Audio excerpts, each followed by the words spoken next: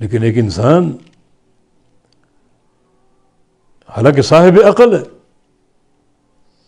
اور اللہ کی پاکیزگی بیان نہیں کرتا، اللہ کی جناب میں نقائص اور عیب منسوب کرتا ہے، اس کی شرکاء مقرر کرتا ہے۔ اس سے بڑا کوئی ہولناک معاملہ ہو سکتا ہے؟ ایک پتھر کے بت کو اللہ کا شریک بنانا، یعنی پتھر کو اللہ کے برابر قرار دینا،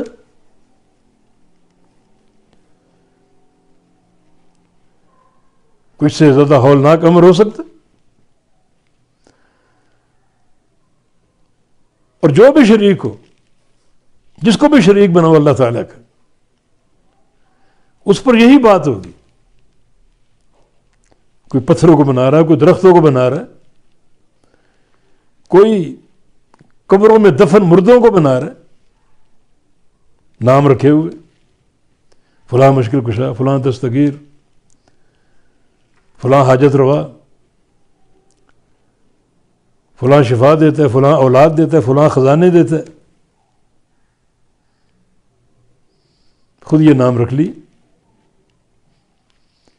یعنی ان ساری مخلوقات کو اللہ کے برابر قرار دینا، کوئی اس سے ہولناک قیامت ہو سکتی؟ اتنے گندے عقیدے۔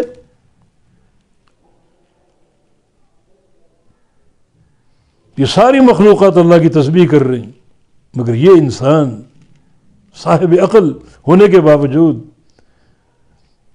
نہ صرف یہ کہ اللہ کی تسبیح نہیں کر رہا، بلکہ اللہ کی جناب میں بڑے بڑے نقائص منسوب کرتا ہے، اللہ کے شریک ٹھہراتا ہے،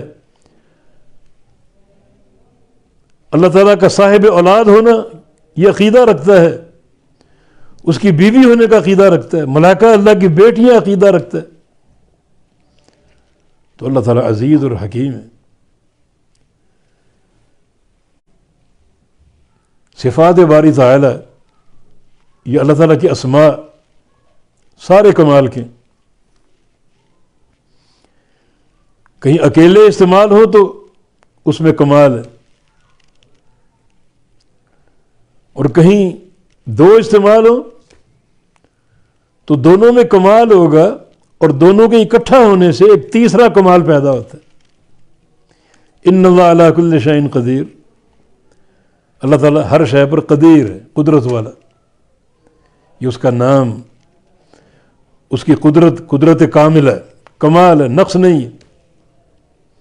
یہاں پر اللہ تعالیٰ کے دو نام، العزیز الحکیم، اللہ تعالیٰ عزیز ہے، غلبے والا ہے، قوت والا ہے، اور حکیم ہے، حکمت والا ہے۔